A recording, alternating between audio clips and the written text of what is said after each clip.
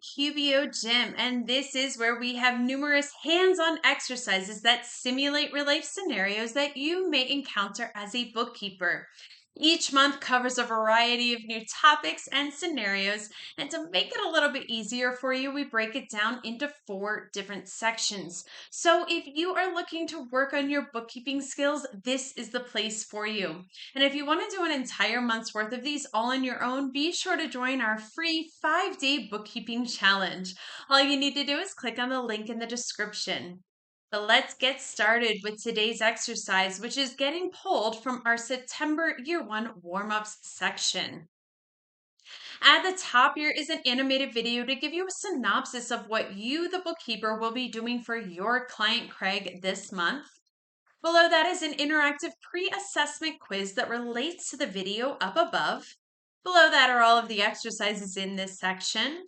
And at the bottom here is an optional area where after you have completed all of the exercises in this section, you will unlock some sample marketing posts that you can use on your LinkedIn to share with everyone what you have learned so far. So let's get started with today's exercise where we are going to practice processing the bank fee transactions. Go ahead and click on this link to have the exercise come up for you. I have it over here on the right side of my screen, so let's read through our scenario. After you have input all the sales and expense transactions, it's time to process bank fees. This means comparing what went into and out of the bank and making sure there is a correct record of it in QBO. You will need to be in the same session of the sample company that you did the previous exercises in.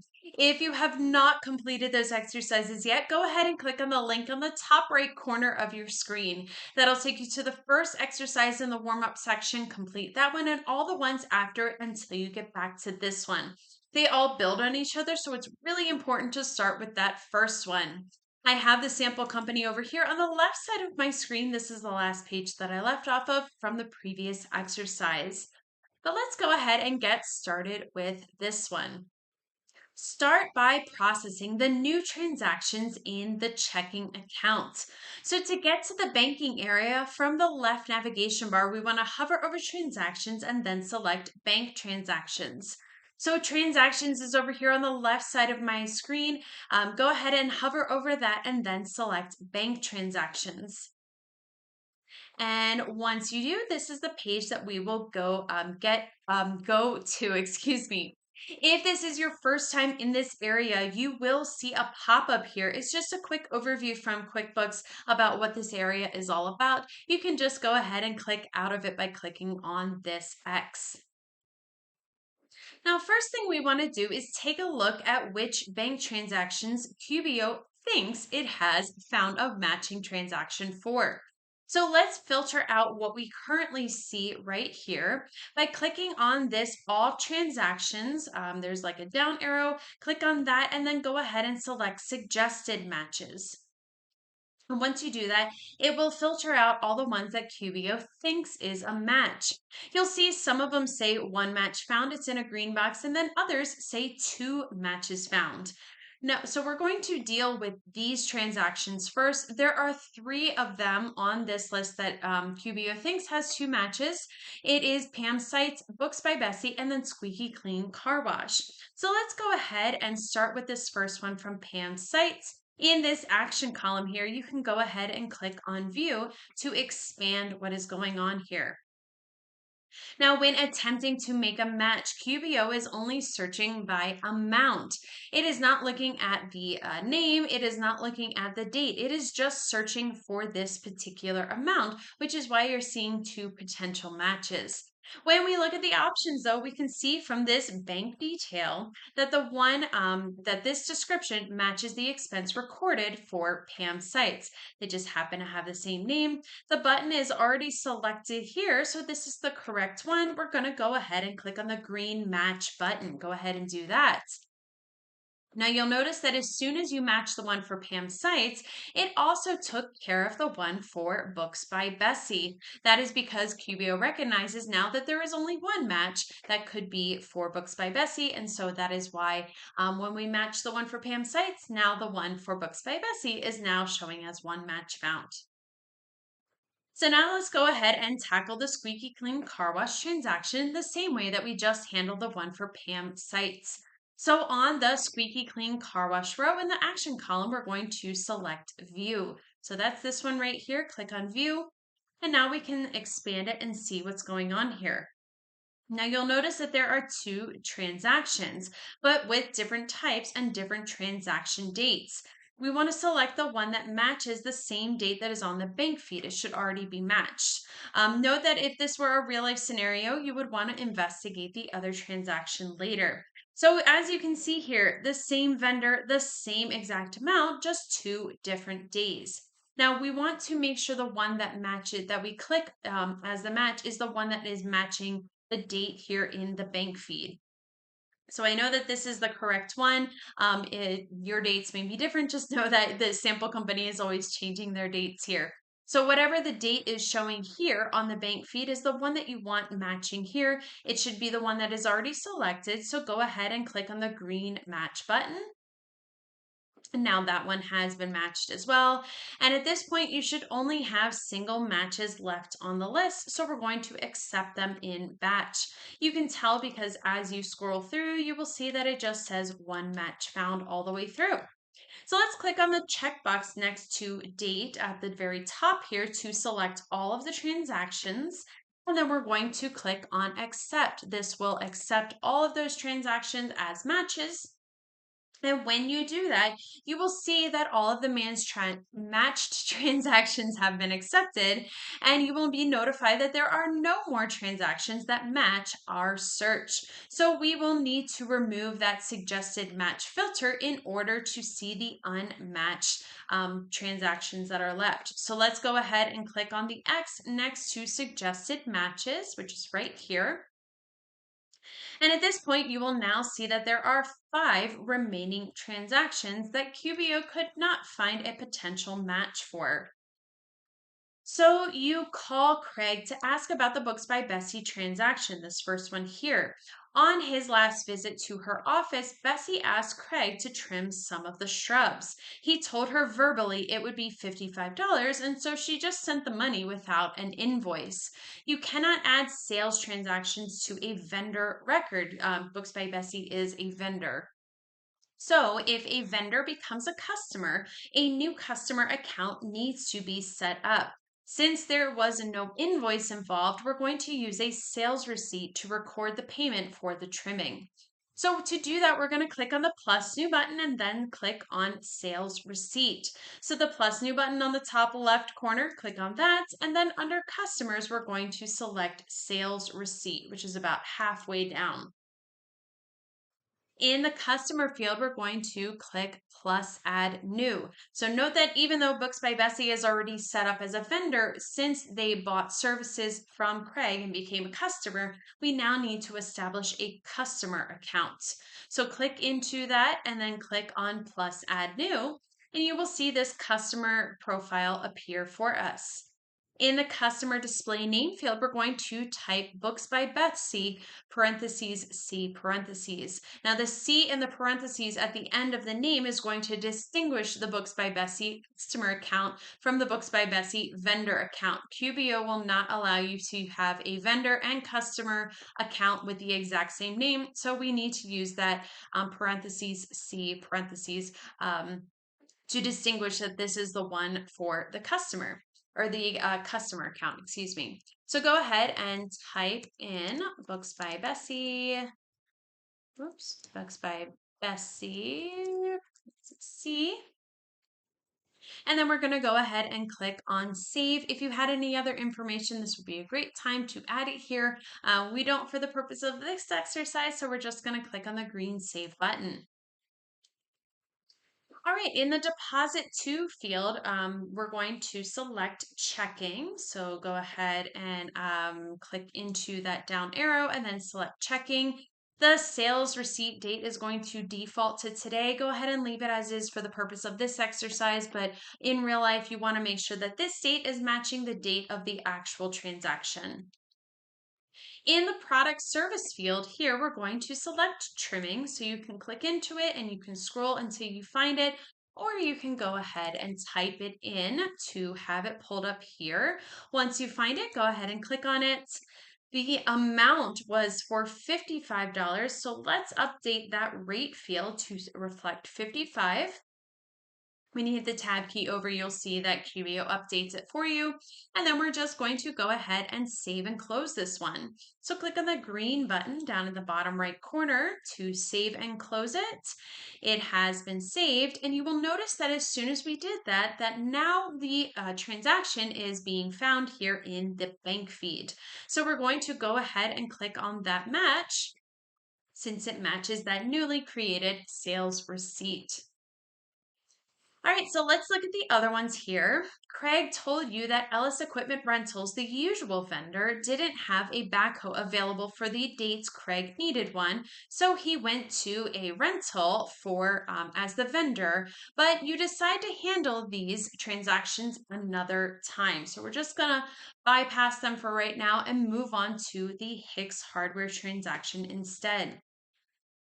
Now, before adding, you should look to see if there is a transaction it should be matching. You could use the Find Match feature right on in the bank feed, but it won't help you if something is wrong. So let's just check all of the expenses instead.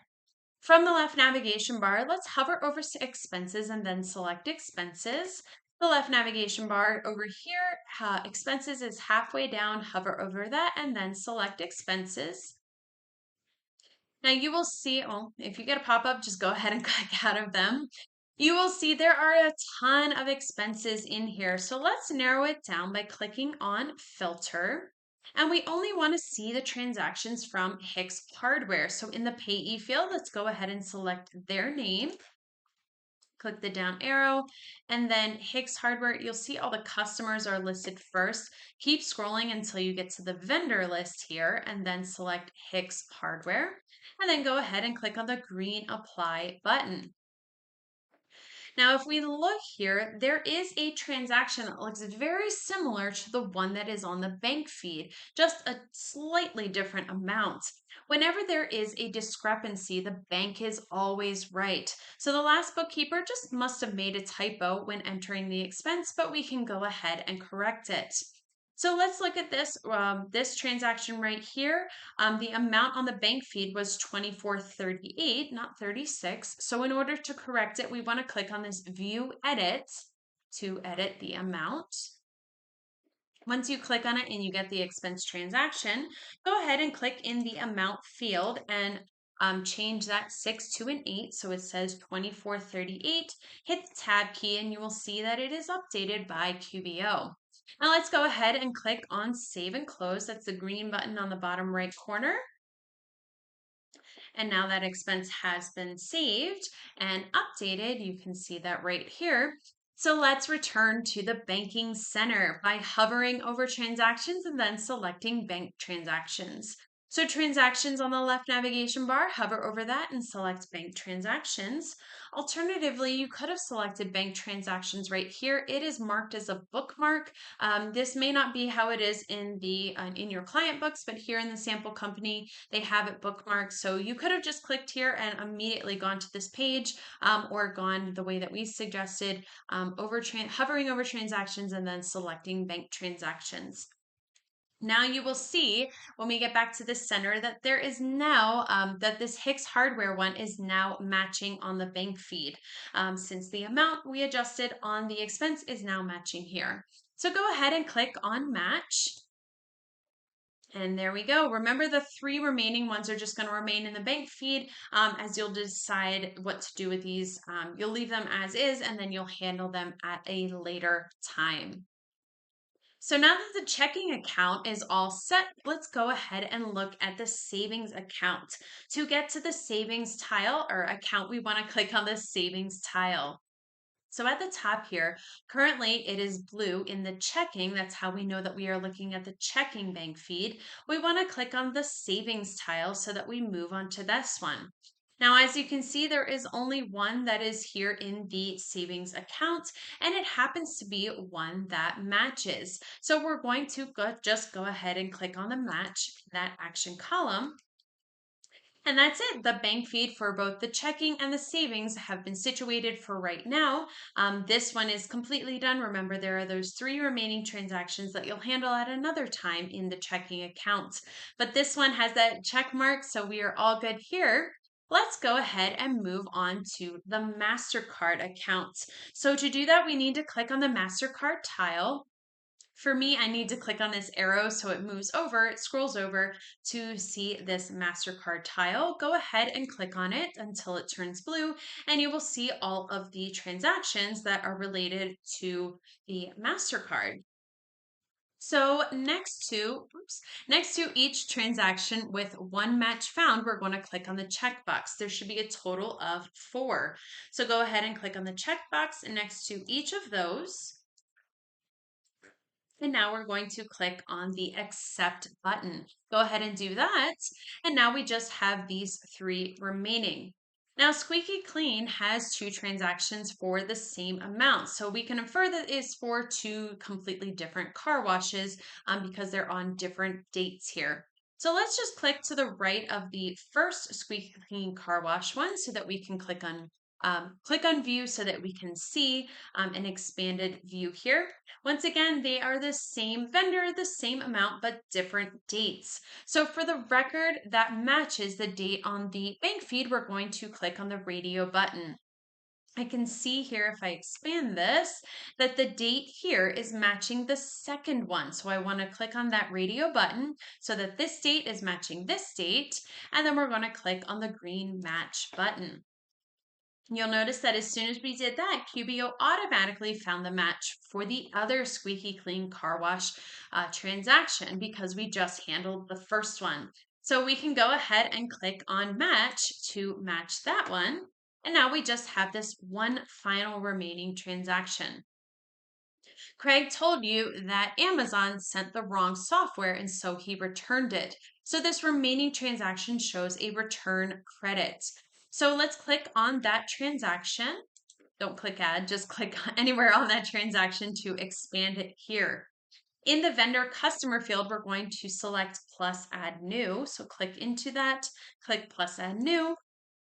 In the contact type, even though it's showing as money received, we actually need to, Amazon is not a customer, they are actually a vendor. So go ahead and click into that and select vendor. In the vendor display name field, you're going to go ahead and type Amazon. So go ahead and click on that and type Amazon and then click on save.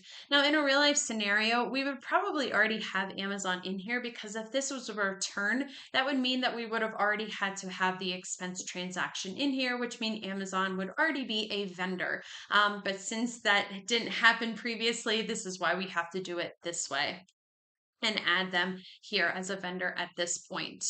So in the account field, we're going to select office expenses. So click into that. You can scroll up a little bit and then you will find office expenses. Go ahead and click on that. In the memo field, let's go ahead and mention what this is for. In that field, we're going to type refund for wrong software item. So click in the memo field. And this is just an internal note for us so that if we need to go back and see what this is for, we can do so. So refund for wrong software item.